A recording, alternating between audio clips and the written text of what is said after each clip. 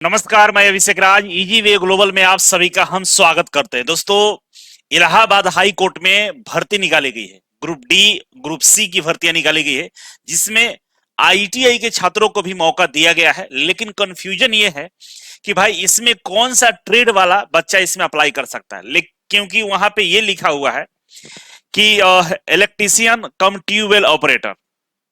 अब tubewell operator के लिए फिटर वाले भी एलिजिबल होते हैं, और साथ ही साथ लिखा है कि इलेक्ट्रीशियन। और ये वर्ड की वजह से बहुत सारे बच्चों का कंफ्यूजन है। इस कंफ्यूजन को हम दूर करने का प्रयास करेंगे। साथ ही साथ आज इस वीडियो में हम समझेंगे कि भाई इसका सिलेबस क्या है और इसका एग्जाम पैटर्न क्या रहेगा, और इसमें अप्लाई करने के लिए हमें क्या करना होगा। तमाम चीजों के बारे में हम जानकारी देने वाले हैं। चैनल पर नहीं तो सब्सक्राइब जरूर कर लीजिएगा, और बेल आइकन को इसलिए दबाइए क्योंकि कोई भी नोटिफिकेशन न्यूज आएगा तो आप तक पहुंच जाएगा। तो चलिए शुरू करते हैं। सीटों की संख्या काफी अच्छा है। सारे सीट मिलाकर टोटल 3306 सीट है, जिसमें आईटीआई वालों के लिए लगभग हमको लगता है कि 400-500 सीट होना चाहिए। ठीक है। और अगर आप आईटीआई किए हैं या कर रहे हैं तो आपके लिए एक सुनहरा मौका है कि इजी वे ग्लोबल एप्लीकेशन को डाउनलोड कर लीजिएगा। और डाउनलोड करने के बाद बहुत सारे ऑफर चल रहे हैं। फाउंडेशन बैच ज्वाइन कर लीजिए। इलाहाबाद हाई कोर्ट के लिए हो या इसरो, डीआरडीओ, बाग, रेलवे, सबके लिए फाउंडेशन बैच ज्वाइन करिए। एक बैच पूरे आईटीआई की जितने भी भर्तियां निकाली जाती है सबका तैयारी आप यहां से कर सकते हैं फाउंडेशन बैच के माध्यम से। तो आइए समझते हैं। सबसे पहले आपको इलाहाबाद हाई कोर्ट के लिंक पर जाएंगे। ये इलाहाबाद हाई कोर्ट का यूआरएल रहा, ठीक है। और यहाँ पे ये लिंक आपको दिख रहा होगा फॉर्म भरने के लिए, ठीक है। वैसे हम डिस्क्रिप्शन बॉक्स में लिंक हम डाल देंगे, नहीं मिलेगा तो कमेंट बॉक्स में कमेंट करिएगा, ठीक है। तो यहाँ पे देखिए अलग अलग नोटिफिकेशन निकाला गया अलग अलग ग्रुप के लिए, ठीक है। आपका जो आईटीआई वाला है, चौथे नंबर पे नोटिफिकेशन है जो आईटीआई छात्रों के लिए निकाला गया है इसमें, ग्रुप डी वाला में, ठीक है। इसमें और भी पद निकाले गए, आईटीआई के अलावा और भी लोग अप्लाई कर सकते हैं, लेकिन इसी में आईटीआई क्वालिफिकेशन मांगा गया है, ठीक है। इसी के बारे में हम चर्चा करने वाले हैं। आप इस पे क्लिक करके डाउनलोड कर लीजिएगा। इसके बाद हम आगे बढ़ते हैं, और यहां से क्लिक करके ऑनलाइन फॉर्म भरना हो तो ये वाला लिंक पे क्लिक करके ऑनलाइन फॉर्म भरा जाएगा। अब हम आगे बढ़ते हैं। तो इसका फॉर्म तो अप्लाई करना ही होगा आप लोगों को। तो अप्लाई करने के लिए, फॉर्म को अप्लाई करने के लिए ये नंबर मोबाइल में सेव कर लीजिएगा, इजी वे ऑनलाइन फॉर्म करके। इसलिए क्योंकि इस नंबर के माध्यम से जो भी फॉर्म निकलता है आपके, और जो भी फॉर्म भरना चाहते हैं, इस नंबर पे कॉल करके डॉक्यूमेंट्स व्हाट्सएप पे भेज के फॉर्म भरवा लीजिएगा। साइबर कैफे वाला गलती कर देता है, जिसकी वजह से फॉर्म रिजेक्ट भी होता है, डॉक्यूमेंट वेरिफिकेशन में प्रॉब्लम होता है, बहुत सारी परेशानियां होती है। यहाँ क्या होगा, पूरी तरह से डेडिकेटेड टीम है जो आपके फॉर्म को भर के सबमिट करके प्रिंट आउट निकाल के आप तक पहुंचाने का काम करेगी, ठीक है। उतना ही पैसा लगेगा जितना साइबर कैफे में लगता है। तो इस नंबर को सेव करके आप लोग फॉर्म को ऑनलाइन भरवा सकते हैं, ठीक है। अब आगे बढ़ते हैं। तो देखिए यहाँ पे जो कंफ्यूजन वाली बात है, उस कंफ्यूजन को दूर करने का हम प्रयास करेंगे। देखिए इसमें टोटल 1, 2, 3, 4 और 5 5 तरह के अलग अलग पद निकाले गए हैं, ठीक है। और टोटल सीटों की संख्या की बात करें तो 1639 है, ठीक है ना। तो लगभग 300 के आसपास एक एक कैटेगरी की हम बात करें तो 300 के आसपास सीटें रहेगा एक कैटेगरी में, ठीक है ना। क्योंकि 5 है तो पंक्ति 15 होता है, तो 1500 समथिंग हो गया। तो मान के चलिए कि 300 के आसपास ही, 300 प्लस मान के चलिए, थोड़ा बहुत रहेगा, ठीक है। सीटों की संख्या तो ये निर्धारित हो गया कि भाई 300 प्लस सीटें हैं हमारा आईटीआई के लिए। अब यहाँ पे जो लिखा है कि ट्यूबवेल ऑपरेटर, ठीक है ना। ट्यूबवेल ऑपरेटर समझ रहे होंगे, जो भी ट्यूबवेल मतलब जो पानी धरती से अंदर से पानी जो बाहर निकालने का काम होता है, ट्यूबवेल इसी को बोला जाता है, ठीक है। तो उसको ऑपरेटर के लिए, ऑपरेटर का जरूरत है, उसको चलाने के लिए ऑपरेटर का जरूरत है। अब ट्यूबवेल में होता क्या है कि दोनों तरह की क्वालिफिकेशन जरूरत पड़ता है। मतलब मैकेनिकल भी चाहिए, ठीक है, और प्लस में इलेक्ट्रिकल भी चाहिए। दोनों तरह के क्वालिफिकेशन वाले इसके लिए एलिजिबल होते हैं। आप सुने होंगे यूपी में ट्यूबवेल ऑपरेटर का भर्ती निकाली जाती है, वहां पर फिटर वाला भी अप्लाई करता है, इलेक्ट्रीशियन वाला भी अप्लाई करता है। क्योंकि ट्यूबवेल ऑपरेटर में होता क्या है कि जो वहां पे मोटर होता है वो तो हो जाता है इलेक्ट्रिकल इक्विपमेंट्स, और जो पानी निकालने की प्रक्रिया होती है, जो और मशीनरी लगा होता है, वो होता है मैकेनिकल वाला। तो वहां फिटर का भी जरूरत है, वहां इलेक्ट्रीशियन का भी जरूरत है, वहां प्लम्बर का भी जरूरत है ना। तो ये जरूरत पड़ जाता है। वैसे में ये क्लियर नहीं किया है, जिसकी वजह से कंफ्यूजन पैदा हो गया है। अब यहाँ पे दिया है कि भाई जो क्वालिफिकेशन पहले देख लेते हैं कि जूनियर हाई स्कूल 8वां पास होना चाहिए, ठीक है। जूनियर हाई स्कूल मतलब 8वां पास होना चाहिए, लिख भी दिया कि भाई 8वां पास होना चाहिए, ठीक है। इसके अलावा बोला है कि 1 year certificate from industrial training institute और from institute equivalent they are true. अब 8वां पास होना चाहिए। 8वां पास पे एक ही जो क्वालिफिकेशन होता है, 8वां पास पे आईटीआई होता है, उसमें वेल्डर होता है। वेल्डर जो ट्रेड होता है, ये 8वां पास पे आईटीआई से कर सकते हैं। ये 1 साल का भी होता है, 1 ईयर का ही होता है, ठीक है ना। तो 8वां पास वाला जो भी छात्र है वेल्डर से आईटीआई कर सकता है, जो 1 ईयर का होता है। तो कह सकते हैं फिर यहाँ वेल्डर का कोई जरूरत ही नहीं है ना, जरूरत नहीं है। फिर यहाँ फॉर्म भरेगा कौन, क्योंकि यहाँ पे बोला भाई जूनियर हाई स्कूल पास होना चाहिए और यहाँ पे 1 ईयर सर्टिफिकेट होना चाहिए आईटीआई का, या इक्विवेलेंट होना चाहिए। तो ये जो क्वालिफिकेशन दिया है, यहाँ पे ऐसा कुछ नहीं लिखा है कि भाई हम 8वें पास ही चाहिए, ठीक है ना। ये मिनिमम क्वालिफिकेशन है, मतलब सबसे कम मिनिमम क्वालिफिकेशन है कि 8वां पास होना चाहिए, उससे ज्यादा होना चाहिए। तो मान लीजिए हम मानते हैं कि ये 10वां पास यहाँ पे चल जाएगा, बिल्कुल चल जाएगा, कोई दिक्कत नहीं है। 10वां पास वाला भी भरेगा इसमें, प्लस में 1 ईयर जो आईटीआई सर्टिफिकेट मंगा है, और यहाँ पे लिख दिया है कि आप इसके इक्विवेलेंट भी रहेंगे तो फॉर्म को अप्लाई कर सकते हैं। इक्विवेलेंट का होता है कि सेम उसी तरह का कोई क्वालिफिकेशन आपके पास है तो अप्लाई कर सकते हैं। तो मेरे ख्याल से 10वां पास के साथ साथ जो उन्होंने इलेक्ट्रीशियन से आईटीआई किया है वो तो अप्लाई कर सकते हैं, मेरा जो मानना है। क्योंकि यहाँ पे लिखा है कि tubewell operator cum electrician, tubewell operator चाहिए हमको या हमें इलेक्ट्रीशियन चाहिए। तो शब्द की हम बात करें तो इलेक्ट्रीशियन यहाँ पर कंफर्म हो रहा है कि इलेक्ट्रीशियन तो चाहिए ही चाहिए, क्योंकि ट्यूबवेल ऑपरेटर कम इलेक्ट्रीशियन, है ना, कहते हैं ना, इस तरह से लैंग्वेज यूज होता है। ये नहीं तो ये, तो यही बोल रहा है कि भाई इलेक्ट्रीशियन चाहिए, 10वां पास इलेक्ट्रीशियन हो जाएगा। क्योंकि अगर आप इसको डिटेल्स में समझेंगे तो भाई 8वां पर तो कोई होता नहीं है, 8वां क्लास पे तो इलेक्ट्रीशियन से कोई आईटीआई कर ही नहीं सकता है, और इलेक्ट्रीशियन उसको चाहिए और इक्विवेलेंट चाहिए, तो भाई 10वां मान के हम इलेक्ट्रीशियन वाले इसमें अप्लाई कर सकते हैं। प्लस में फीटर वाला भी यहाँ पे अप्लाई कर सकता है मेरे ख्याल से, ठीक है ना। क्यों कर सकता है, रीजन इसके पीछे ये है कि भाई ट्यूबवेल ऑपरेटर जब यूपी में भर्ती निकाली जाती है तो वहां फिटर वाले भी अप्लाई करते हैं। वैसे कंडीशन में हमें लग रहा है कि ट्यूबवेल ऑपरेटर के लिए फिटर को भी इक्विवेलेंट माना जाएगा, इस क्वालिफिकेशन के लिए फिटर को भी इक्विवेलेंट माना जाएगा भाई, किसमें लिए, ट्यूबवेल ऑपरेटर के लिए। तो एक बार आप लोगों से गुजारिश है कि आप लोग भी अपने स्तर पर रिसर्च कर लीजिए। हमने रिसर्च किया बहुत सारा, लेकिन मेरा कंफ्यूजन दूर नहीं हो पाया कि भाई यहाँ कौन सा क्वालिफिकेशन होना चाहिए, क्योंकि लिखा इस तरह से है कि बहुत भारी कंफ्यूजन है। 8वां पास होना चाहिए, यहाँ पे 1 ईयर, फिर इक्विवेलेंट लिखा हुआ है, तो कंफ्यूजन है। लेकिन मैं अपने स्तर से बता रहा हूँ कि इलेक्ट्रीशियन वाले भरिए, फिटर वाला भी भर सकते हैं, प्लस में जो प्लम्बर वाले बच्चे हैं, ठीक है ना, प्लम्बर वाले बच्चे 1 साल का आईटीआई होता है, ठीक है ना, प्लम्बर वाला भी इसमें अप्लाई कर सकता है। क्योंकि 1 साल तो मांग ही रहा है 1 साल का, तो प्लम्बर वाला भी भर सकता है। ट्यूबवेल ऑपरेटर में प्लम्बर भी काम आता है, ठीक है। तो ये 3 ट्रेड मेरे ख्याल से अप्लाई यहाँ पे करके फॉर्म को अप्लाई कर सकते हैं, ठीक है।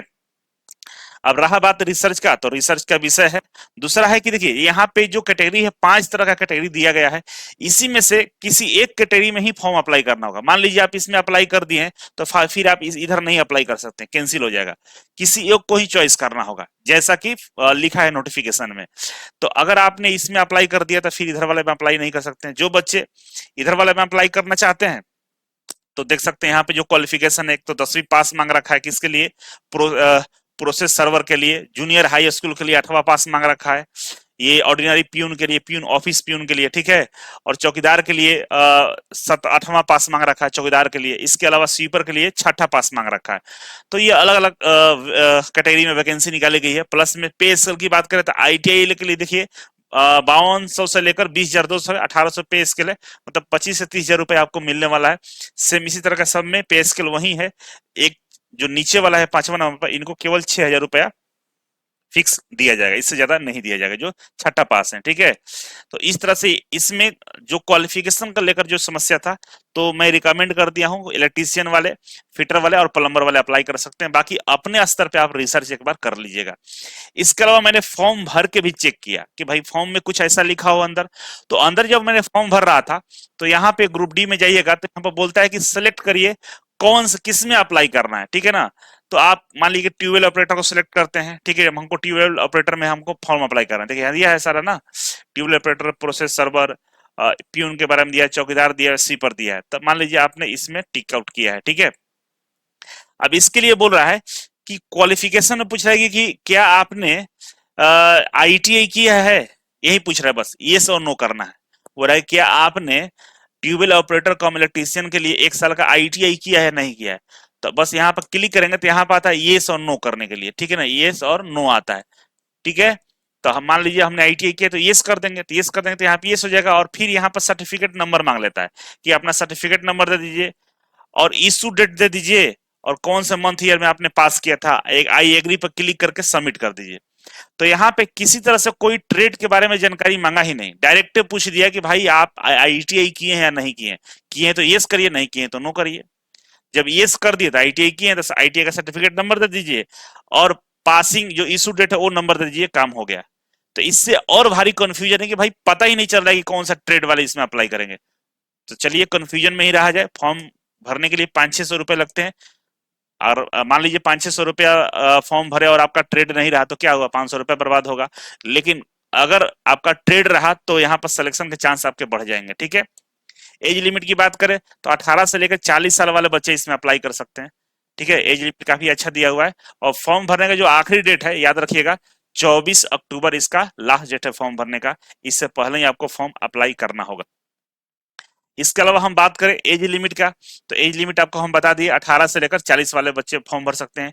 एज में छूट दिया जाएगा, जो यूपी से बच्चे उनको एज में छूट मिलेगा, यूपी के बाहर वाले जनरल में काउंट किए जाएंगे, उनको एज में छूट नहीं दिया जाएगा, ठीक है। वैसे सभी लोग इसमें फॉर्म अप्लाई कर सकते हैं, यूपी और यूपी के बाहर वाले दोनों बच्चे, ठीक है। इसके अलावा हम बात करें कि भाई इसका जो सिलेबस का पैटर्न है वो क्या है, तो सिलेबस के पैटर्न की बात करें तो देखिए 2 स्टेज में एग्जाम होगा, स्टेज 1 और स्टेज 2, ठीक है। स्टेज 1 में आपको 90 मिनट टाइम दिया जाएगा और टोटल 100 क्वेश्चंस आपको दिए जाएंगे सोल्व करने के लिए, ठीक है। जिसमें हम बात करें हिंदी रहेगा, इंग्लिश रहेगा, जनरल स्टडीज रहेगा और मैथमेटिक्स रहेगा, मतलब मैथ, जनरल स्टडीज, इंग्लिश और हिंदी, इनमें रीजनिंग नहीं है, ठीक है। 100 क्वेश्चन रहेगा, 100 मार्क्स का रहेगा, ठीक है। इसके बाद सीबीटी 2 की बात करें, स्टेज 2 में एग्जाम देना होगा, यहाँ भी 90 मिनट टाइम है और यहाँ भी 100 क्वेश्चन रहेगा। यहाँ पे हिंदी है, इंग्लिश है, जनरल स्टडी और मैथमेटिक्स है, दोनों में कॉमन सब्जेक्ट है, ठीक है। लेकिन क्या है कि 2 एग्जाम के थ्रू ही आपका सिलेक्शन किया जाएगा। और यहाँ पे एक और बड़ी बात है कि भाई यहाँ पे कोई निगेटिव मार्किंग नहीं है। क्या है, निगेटिव मार्किंग यहाँ पर कोई नहीं है। जो सीबीटी 1 होगा, स्टेज 1 होगा, जो स्टेज 1 में से 5 गुना बच्चों को क्वालिफाई किया जाएगा, किसके लिए, स्टेज 2 के लिए, ऐसा इसमें लिखा हुआ है, आगे हम बताएंगे, ठीक है। तो इसमें नेगेटिव मार्किंग नहीं है। दूसरा, एक क्वेश्चन पेपर जो रहेगा वो हिंदी और इंग्लिश दोनों लैंग्वेज में रहेगा। इसके अलावा बोल रहा है कि अगर क्वेश्चन में किसी तरह का कोई कंफ्यूजन होता है तो इंग्लिश वाला जो वर्जन होगा उसी को हम लोग कंसीडर करेंगे, मतलब इंग्लिश वाला क्वेश्चन को ही प्रेफरेंस दिया जाएगा। मान लीजिए क्वेश्चन मिस्टेक है लिखा हुआ, कुछ दिक्कत है, तो इंग्लिश वाले से ही उसे वेरीफाई किया जाएगा। और इसके अलावा बोल रहा है कि question shall be on the area related to on level of mention essential qualification, जो क्वालिफिकेशन दिया गया है उसी के एरिया से क्वेश्चन आपसे पूछे जाएंगे। तो भाई यहाँ पर तो हिंदी, इंग्लिश, मैथमेटिक्स बोल दिया है, तो आईटीआई वालों का ऐसा नहीं कि आईटीआई से पूछेगा, ऐसा कुछ नहीं है, बस यहीं से पूछेगा, ठीक है। मतलब आपका जो लेवल रहेगा क्वेश्चन का इसी लेवल का रहेगा, आईटीआई लेवल का रहेगा, 8वां लेवल का रहेगा जो बताया गया है, क्योंकि 8वां पास मांगा है तो 8वां लेवल का क्वेश्चन रहेगा, तो क्वेश्चन बहुत आसान रहने वाला है, ठीक है। इसके अलावा selection committee has discretion for fix minimum qualification marks for any और parts of paper in both the stage 1 और 2। बोल रहा है कि जो हमारा कमिटी है वो डिसाइड करेगा कि मिनिमम क्वालिफाइंग मार्क्स कितना रखना है। अभी ये लोग कुछ नहीं बता रहे हैं, बोल रहे हैं कि हम डिसाइड करेंगे, एग्जाम के बाद डिसाइड कर लेंगे कि मिनिमम क्वालिफिकेशन मार्क्स कितना रखना होगा। एक बात और है कि इसमें जो आपका जो सिलेक्शन होगा, जो सीबीटी 1 एग्जाम होने वाला है स्टेज 1, ओएमआर सीट होगा, ठीक है ना, मतलब ये ऑफलाइन एग्जाम होगा, ओएमआर सीट पे होगा, ठीक है। ये ऑनलाइन सीबीटी एग्जाम नहीं है, ओएमआर सीट पे होगा। और बोला कि देखिए यहाँ पे लिखा हुआ 5 candidate in order of merit stage 1, ठीक है ना, 5 गुना बच्चों को शॉर्टलिस्ट किया जाएगा, किसके लिए, स्टेज 2 के लिए, ठीक है। और आपको बता दिए कि भाई दोनों में वही एग्जाम होने वाला है। इसके अलावा इसमें कोई इंटरव्यू का प्रोसेस नहीं होगा, इंटरव्यू नहीं होगा। और आपका जो मेरिट लिस्ट जारी किया जाएगा वो दोनों के बेस पे जारी किया जाएगा, सीबीटी 1 और 2 दोनों मिलाकर मेरिट लिस्ट जारी किया जाएगा, ठीक है। ये इतना समझ गए होंगे आप लोग। इसके अलावा आगे बढ़े तो अगर आप इसका तैयारी करना चाहते हैं तो हमारा फाउंडेशन बैच है, जिसमें आपको टेक्निकल, मैथ, रीजनिंग, जीके ये सब मिल जाता है। उसमें हिंदी और इंग्लिश तो नहीं है, लेकिन उसके लिए अलग से मेरे यहाँ अवेलेबल है। अगर आप इस कोर्स को परचेज करते हैं और हमारे संपर्क करेंगे तो बहुत कम रेट में आपका हिंदी का हम लोग प्रैक्टिस सेट आपको दे देंगे, और इंग्लिश का भी कोर्सेस हमारे 200 300 में आपको मिल जाएगा, ठीक है। या ऑप्टिक्स क्लास पर 999 रुपए में सारे सब्जेक्ट मिल जाएंगे इलाहाबाद हाई कोर्ट के जो नॉन टेक्निकल वाले पार्ट है। लेकिन आईटीआई आपकी है तो आपके लिए जरूरत है कि भाई फाउंडेशन बेस से पढ़ाई करें, टेक्निकल भी पढ़ लीजिएगा और मैथ रीजनिंग जीके जैसे भी पढ़ लीजिएगा, जो आने वाले एग्जाम में काम आएगा। जैसे अभी भर्ती निकाला गया है, आप देख ही सकते हैं कि एनएफएल में भर्ती निकाली गई है ना, इसरो में भर्ती निकाली गई है, तो तमाम भर्तियां निकाली जा रही है। वैसे में आपको टेक्निकल भी पढ़ना होगा तो एक ही पैसा में सब हो जाएगा। और फाउंडेशन बैच पे 10% का डिस्काउंट दिया जा रहा है, ठीक है। कूपन कोड आप FOUND लगाइएगा -10 तो आपको ये डिस्काउंट मिल जाएगा, ठीक है। कूपन कोड लिख लीजिएगा FOUND-10, ये अप्लाई करिएगा तो आपको डिस्काउंट मिल जाएगा, ठीक है। इसके अलावा हम आगे बढ़े तो रेलवे ग्रुप डी के लिए हम 50% का डिस्काउंट दिया जा रहा है दुर्गा पूजा के अवसर पे। रेलवे ग्रुप डी में 50% डिस्काउंट चल रहा है, ठीक है। तो 50% डिस्काउंट का फायदा उठाइए क्योंकि बहुत बड़ी भर्ती आ रही है, वैसे में डिस्काउंट आपका काफी काम कराएगा। इसके अलावा एलपी CBT1 का एग्जाम दिसंबर में नवंबर में संभावित है, तो पता ही आपको 99 रुपीज में हम 30 प्रैक्टिस सेट दे रहे हैं आपको, ठीक है। इस 30 प्रैक्टिस सेट के साथ आंसर की भी है और डिटेल सोल्यूशन भी है, तो आप प्रैक्टिस करिएगा, मजा आ जाएगा। और पीडीएफ ओपन करके मोबाइल में प्रैक्टिस करना है, आंसर मैच कर लेना है, आप देखिएगा आपका स्कोर क्या रहता है, क्योंकि बेहतरीन क्वेश्चन का सिलेक्शन किया गया है आप ही लोग के लिए। तो इस तरह से अगर आपके पास अभी डाउट है, ये लगता है कि नहीं मुझे और भी कोई डाउट है इलाहाबाद हाई कोर्ट को लेकर, तो आप कमेंट बॉक्स में कमेंट जरूर करेंगे, इस पे हम फिर और वीडियो बनाने का प्रयास करेंगे। फिलहाल के लिए इतना ही है, आगे हम मिलते हैं अगले वीडियो में, तब तक के लिए नमस्कार।